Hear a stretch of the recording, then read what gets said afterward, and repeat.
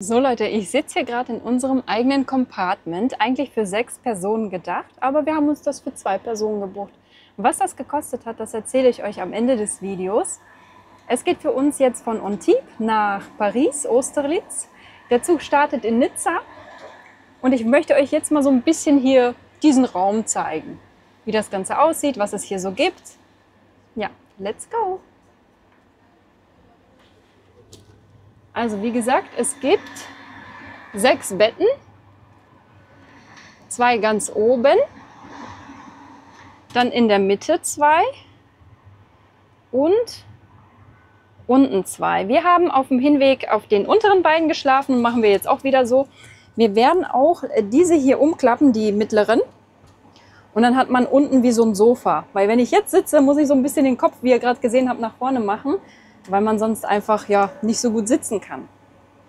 Was ist im Preis inbegriffen? Ein Kissen und ein so ein, ja, das ist wie so ein, ich würde fast sagen wie so ein Schlafsack, weil das ist so Unterlage und Decke in einem. Werde ich zwar heute nicht brauchen, weil wir haben 32 Grad oder 33. Ja, und dann haben wir noch für jeden, also wir haben jetzt 6 Flaschen Wasser. Insgesamt 6 Stück. In diesem Raum werden wir auch alle für uns beschlagnahmen, sage ich mal. Und dann gibt es hier noch so ein Amenity-Kit sozusagen, würde ich das nennen. Zeige ich euch gleich, was da alles drin ist. Ich möchte einfach nur erstmal diesen Raum hier zeigen. Also es gibt hier ein Fenster. Ich weiß nicht, ob man das öffnen kann. Ich glaube nur in Notfällen. Und dann hier diese Leiter, wo man dann zu den oberen Betten hinkommt. Wir haben unsere Koffer jetzt hier unten so hingestellt. Wir kommen jetzt in Cannes an.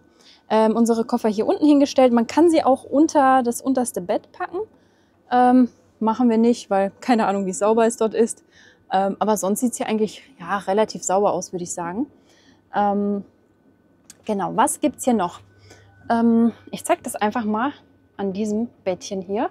Wie gesagt, Wasser, dann so ein kleines Kit, was ich euch gleich noch präsentiere. Hier ist so eine Ablagefläche. Haben wir nicht genutzt. Werden wir auch wahrscheinlich diesmal nicht nutzen. Dann kann man seinen Raum abschließen, indem man das hier einmal dreht und das hier einmal dreht. Dann hat jede Liege hier so ein Leselicht und hier Strom, was ich ein bisschen nervig fand auf der Hinfahrt, also wird auch diesmal so sein. Das Ding leuchtet halt richtig hell. Also ich finde das ein bisschen zu hell. Genau, das hier ist die Tür. Zeige ich euch gleich, wie es dort aussieht. Und was auch wichtig ist, hier oben habt ihr einen Temperaturregler. Wobei unser sieht schon ein bisschen lediert aus. Jetzt weiß ich nicht, ob der irgendwas machen wird. Also es gibt kalt, warm und gemischt. Dann diese Knöpfe hier, das ist für das Licht. Ganz hell, bisschen hell, gar nicht hell. Und ja, ich überlege gerade, habe ich alles gezeigt? Hier noch so ein kleiner Rundblick. Die beiden unteren Betten, die beiden mittleren Betten und die beiden oberen Betten. Ich sage ganz ehrlich, ich würde mir das nicht mit fremden Leuten teilen. Ja, so zu zweit geht es eigentlich voll und macht auch irgendwie Spaß. Ist mal so eine andere Art zu reisen. So, jetzt setze ich mich mal hin und zeige euch, was hier drin ist. Doch bevor ich euch das Amenity-Kit zeige, möchte ich mal von euch wissen, habt ihr schon mal eine Nachtzugreise gemacht? Wenn ja, von wo nach wo? Wie war's? Fandet ihr es geil? Findet ihr es generell cool? Oh, jetzt sind wir gerade in Cannes, sehe ich gerade, deswegen ist es gerade ein bisschen dunkler. Findet ihr es generell eine coole Art zu reisen oder sagt ihr, ist es euch zu langsam, zu langweilig, zu unbequem, keine Ahnung was? Ja, bin gespannt auf eure Meinung. So, und jetzt zeige ich euch mal, was hier drin ist. Also das gibt es für jeden Gast. Ich muss das hier mal aufreißen anscheinend. Hier ist so ein Knoten. So, ist ein bisschen wackelig gerade. Was haben wir hier? Ich tue das mal Stück für Stück rausnehmen. Ein Stück Papier, ein Tuch. Ich weiß nicht, ob das feucht ist oder nicht. So, und dann haben wir... Oh, das ist super, das werde ich brauchen. Habe ich auch auf der Hinfahrt benutzt. Hier diese Augenschutzmaske. Finde ich super, weil, wie gesagt, diese Stromdinger sind ein bisschen hell. So, next one. Dann gibt es hier Ohrstöpsel. Habe ich auch benutzt. Super, super hilfreich. Die habe ich sogar in meinem ganzen Urlaub benutzt, weil die super waren. Schon wackelig. Ja, das ist, weil ich gerade stehe. Im Sitzen habe ich keine Position gefunden, wo ich die Kamera gut aufstellen konnte. Dann haben wir hier noch, das ist irgend so ein Pulver fürs Zähneputzen. Ich weiß bis heute nicht, ob man das schlucken darf oder nicht, aber ich wollte es eigentlich herausfinden, habe ich aber noch nicht. Vielleicht werde ich es jetzt. So, und dann haben wir noch, das ist so ein Erfrischungstuch oder so ein Hygienetuch, keine Ahnung, irgendwie sowas. Genau, und dann gibt es dieses Beutelchen noch dazu. Also finde ich richtig cool. Auf eine schöne Fahrt. Es folgen jetzt in den nächsten Sequenzen einfach mal so ein paar Eindrücke von dieser Fahrt, wie das Ganze so aussieht, was man so an Natur mitbekommt. Ja, viel Spaß dabei. Und am Ende melde ich mich nochmal und sage euch, was das gekostet hat. Ich habe euch den Raum noch einmal abgefilmt, als wir es uns gemütlich gemacht haben und die Betten fertig waren. Das heißt, wir haben diese Decke schön hingelegt, das Kissen. Ich finde, es sieht sehr gemütlich aus und ich muss auch gestehen, bei der zweiten Fahrt, also nicht bei der Hinfahrt, sondern bei der Rückfahrt nach Paris, habe ich mich viel wohler gefühlt. Ich habe es mir viel früher gemütlich gemacht und es einfach genossen. Ja, und ganz ohne Fauxpas funktioniert das natürlich nicht. Wir wollten ja nämlich diese mittleren Betten auf beiden Seiten hochklappen. Rechts ist es uns gelungen, links hakte es irgendwie komplett. Ich glaube einfach, dass dieses mittlere Bett dort so ein bisschen falsch drin war, deswegen hat es dort nicht geklappt. Ich wollte mich noch nicht hinlegen, sondern wirklich noch aufrecht sitzen und dann haben wir uns einfach rechts bei Mamas Bett gemütlich gemacht im Sitzen.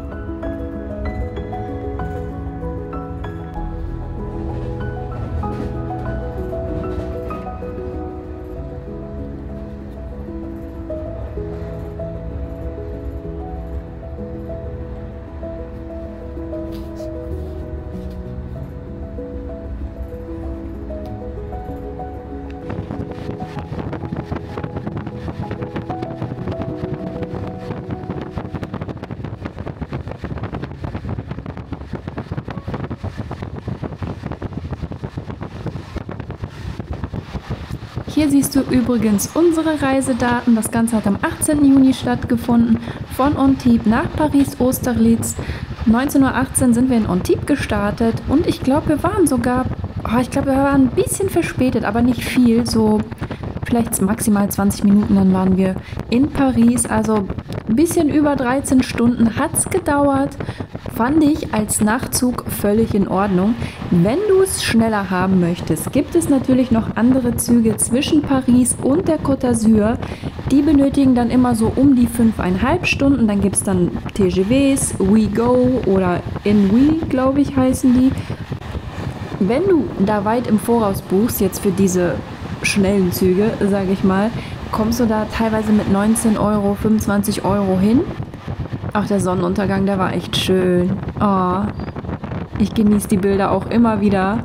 Also dafür lohnt sich das, einfach um die Landschaft zu beobachten, einfach mal ein bisschen langsamer zu reisen. Das finde ich, das hatte schon was, auf jeden Fall. Und mal so ein bisschen das Landesinnere zu sehen, einfach aus dem Zug heraus, das war schon echt cool, muss ich sagen.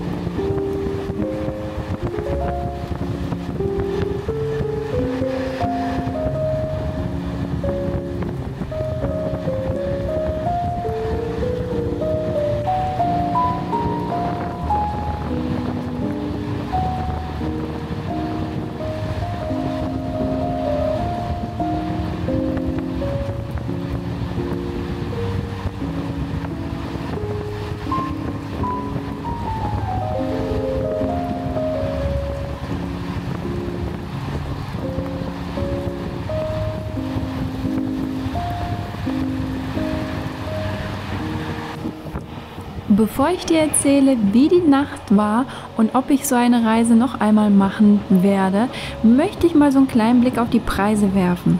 Erstmal vorab, je früher du buchst, desto günstiger. Das hier sind jetzt mal Preise, wenn du wirklich sehr, sehr früh buchst, also vielleicht schon so ein paar Monate im Voraus, weil dann hast du die besten Preise. Das, was ich dir hier zeige, sind halt auch die niedrigsten Preise. Als erste Kategorie, es gibt in der 2. Klasse Sitzplätze. Das heißt, du kannst die ganze Nacht, wenn du Lust hast, sitzen für 30 €. Dann gibt es in der 2. Klasse Schlafplätze, die haben wir genommen. Wenn du für 37 € so ein Ticket kaufst, bist du mit irgendwelchen fremden Leuten in diesem 6er-Abteil. So, was wir genommen haben, ist 2. Klasse Tarif Espace Privatif. Das ist halt wirklich, dass dieser Raum, also diese Kabine komplett für dich alleine ist. Und das sind nicht irgendwie 150 € pro Person, sondern wirklich diese Kabine. Da haben wir 150 € bezahlt, im Grunde jeder 75, finde ich voll okay. Dann gibt es auch noch eine 1. Klasse, ich bin da später so ein bisschen durchgelaufen, waren halt so 4er-Abteile, ne? Also das heißt, du kannst auch hier für 77 € in der 1. Klasse noch mit 3 anderen fremden Menschen schlafen, oder du sagst, ich gönne mir dieses 4er-Abteil in der 1. Klasse für 270 €.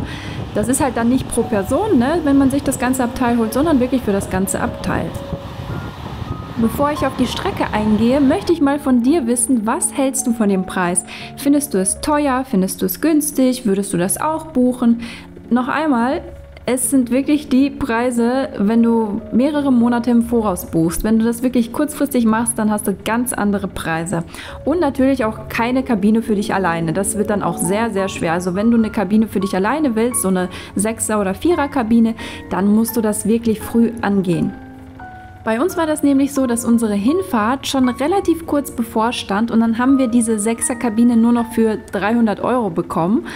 Ja, und auf dem Rückweg haben wir es aber dann wirklich zum besten Preis von 150 € buchen können. Das fand ich schon ziemlich gut. Also 300 € würde ich ungern nochmal ausgeben, aber es ging mir halt auch einfach um dieses Erlebnis, das Ganze mal zu erleben, diese Erfahrung, wie ist denn das? Vor allem wollte ich dann auf der Hinfahrt den Sonnenaufgang an der Côte d'Azur erleben und da werde ich euch auf jeden Fall noch ein paar Sequenzen am Ende des Videos einblenden, damit ihr auch mal seht, wie schön und traumhaft das einfach war.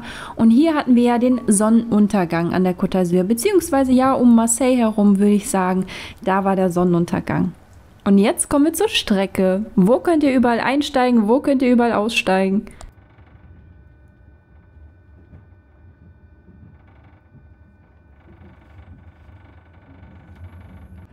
Der Zug startet in Nizza, wir sind in Antibes eingestiegen, was ich halt super finde in der App SNCF, vielleicht gibt es das auch in anderen Apps, aber bei dieser App wird auch immer angezeigt, wie lange der Zug dort hält, weil das ist echt nicht viel und du findest einfach nicht auf Anhieb den richtigen Waggon. Wir haben das in Paris ganz nice gehabt, dass der dort gestartet ist, das heißt, wir hatten ein bisschen länger Zeit, um unseren richtigen Waggon zu finden. Auf den Tickets steht immer euer Waggon, also wenn ihr in der App bei euren Tickets schaut. Und hier hatten wir halt nur 3 Minuten Zeit. Wir haben dann so ein bisschen versucht herauszufinden, wo wir ungefähr sein könnten mit unserem Waggon. Und das hat eigentlich ganz gut geklappt, weil mit unseren dicken Koffern hatten wir keine Lust, durch keine Ahnung wie viele Waggons laufen zu müssen, bis wir dann endlich im richtigen waren. Zumal da auch immer wieder sehr viele Leute im Flur standen und aus den Flurfenstern aufs Meer geschaut haben. Ich meine, ich verstehe sie ja, aber wenn du dann mit deinem dicken Koffer ankommst, ist schon ein bisschen eng alles. An der Côte d'Azur gibt es dann noch ein paar andere Halte wie Cannes, Saint-Raphaël, Les Arcs Troguignon, Toulon und Marseille ist so die letzte Haltestelle, bis es dann richtig, richtig lange dauert, bis man irgendwo ankommt und zwar in Paris. Ja, das ist die Strecke, also falls ihr irgendwo anders einsteigen oder aussteigen wollt, ist das auch möglich. Guten Morgen, Leute. Die Nacht war eigentlich gut, würde ich sagen. Also ich habe gut geschlafen, ich habe fest geschlafen. Mit den Ohrstöpseln, das war eine super Sache. Dadurch war ich irgendwie viel entspannter, habe nicht so viel gehört. Manchmal hatte ich nur beim Ruckeln das Gefühl, dass wir gleich irgendwo gegenknallen, weil das schon ziemlich heftig war, wie schnell der teilweise gefahren ist. Ich dachte, boah, gleich haut es ihn aus den Gleisen. Aber sonst eigentlich gut geschlafen. Ja, doch, war gemütlich. Ich habe mir 2 von diesen Decken genommen, weil es irgendwann echt frisch wurde. Abends ging es noch. Aber jetzt morgens ist es so kalt, Leute. Deswegen habe ich mich auch voll eingepackt, habe alles rausgeholt aus meinem Koffer, was ich hatte noch. So an dicken Sachen. Ich verstehe nicht, wer es so kalt benötigt am Morgen. Das ist eiskalt. Und man kann das halt auch nicht runterregulieren, weil, wie gesagt, das Ding da oben, das hat beim letzten Mal nichts gebracht. Das bringt auch jetzt nichts. Ja, das finde ich ein bisschen nervig. Das ist für mich auch mit ein Grund, warum ich das auch nicht mehr buchen werde, weil man hier einfach das Klima in dem Raum nicht einstellen kann. Das ist einfach sau nervig. Man friert sich hier den Arsch ab. Also unter der Decke war es noch okay, aber man atmet einfach die ganze Zeit kalte Luft ein. Ich habe schon Halsschmerzen. Ja, aber ansonsten gut geschlafen. Ich hatte gestern noch Pain au Chocolat und Croissants geholt. Da haben wir gerade schon ein bisschen gefrühstückt. Und es gibt noch in Waggon 7 so einen kleinen Shop. Da kann man Heißgetränke kaufen, kleine Snacks. Und ich habe vorhin 2-mal heiße Schokolade für uns geholt. Man kann mit Karte zahlen, aber ich glaube auch Cash. Also die Dame vor mir hat Cash bezahlt. Genau. Jetzt esse ich noch mein Croissant, trinke noch ein bisschen meine heiße Schokolade und dann sind wir auch schon in Paris. Und hier kommen die Sequenzen von der Hinfahrt.